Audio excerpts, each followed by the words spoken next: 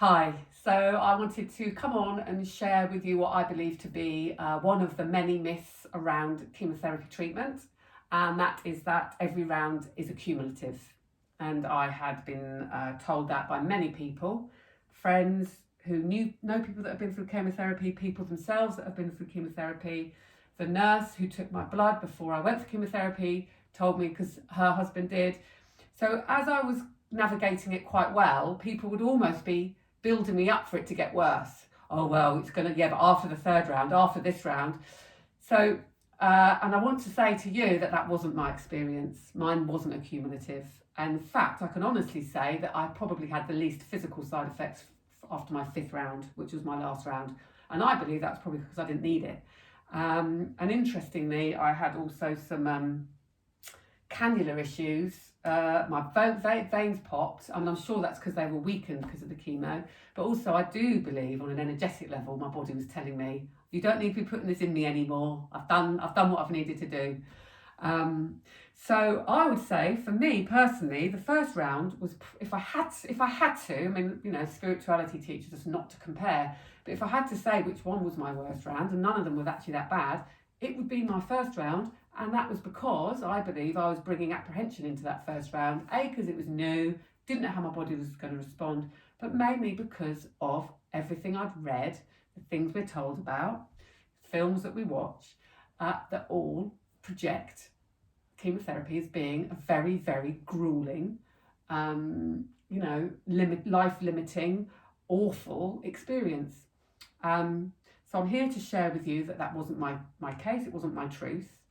I had a moment in my first round when I got mouth ulcers, thinking, oh God, if I've got mouth ulcers for the next 18 weeks, this is going to be really hard.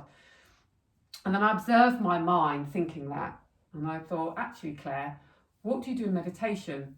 You sit with the discomfort, you let it be there, and then often it fades. So I thought, pull it back.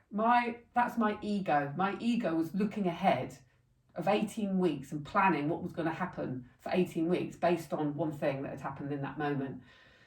So I observed that was my ego, it wasn't my truth, pulled it back, and I asked myself, I closed my eyes and I simply asked myself, Claire, can you be with this now?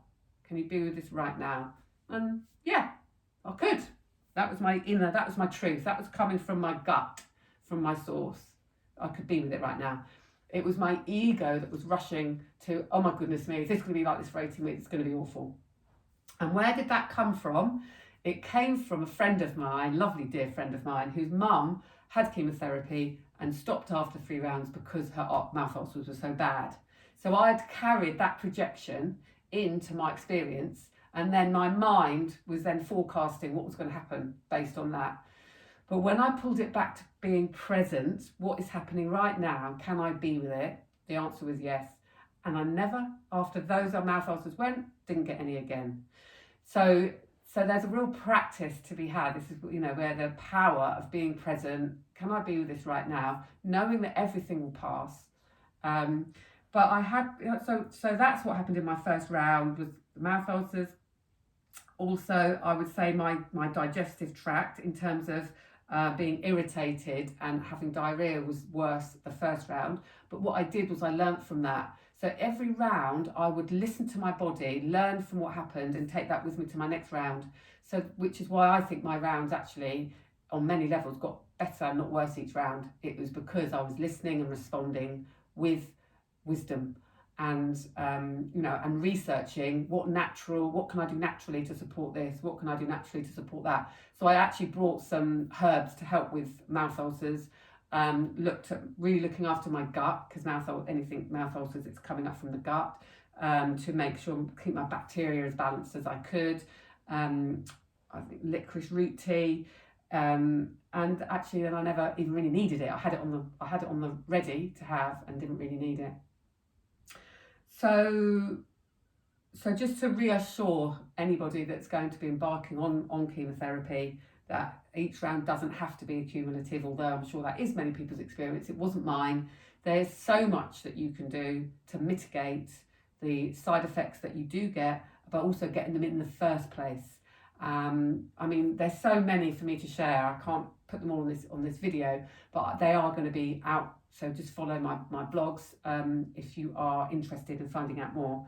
I would say the one thing that there's two things I'd say very quickly. One thing is that I started detoxing the day of my triple test. So before I even got my results, because I could tell my ultrasound technician had seen something. So, and I was going to try and heal it naturally until I found out it was a type of cancer that I actually felt did need chemotherapy. So so my first thing would be, that really put me in a good place. So if there's any chance you might have cancer, and my suggestion would be to start detoxing straight away so that you are in the peak physical fitness when you enter your treatment plan. And the second thing is that I did liquid fast for 3 days of every round, day before, day of and day after. But on the 5th round, I just had warm water and peppermint, and I think that made a massive difference. So if I was just going to choose one thing to do during your treatment, it would be to fast day before, day of, day after treatment. It's clinically proven to increase the chemotherapy working, the benefits of chemotherapy working, as well as reduce side effects. And that was my experience. So more to come. I hope that helps, and good luck from the depth of my heart with all of your journeys.